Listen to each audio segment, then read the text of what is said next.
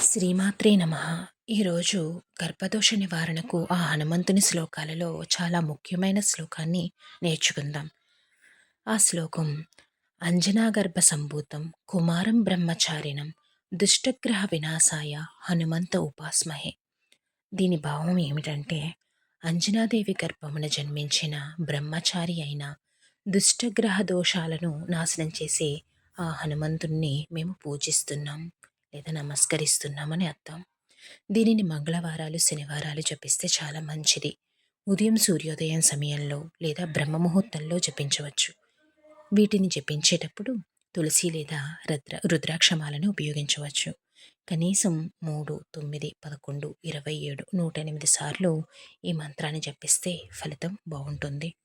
ఇతర ప్రయోజనాలు: ఈ శ్లోకం కాల సర్పదోషం, కలత్ర దోషం, మాంగళ్య దోషం వంటి వాటిని తొలగిస్తుంది. వివాహ జాప్యాలు, ఆరోగ్య సమస్యలు, ముఖ్యంగా బాలారిష్ట దోషాలు వంటివి తొలగిపోతాయి.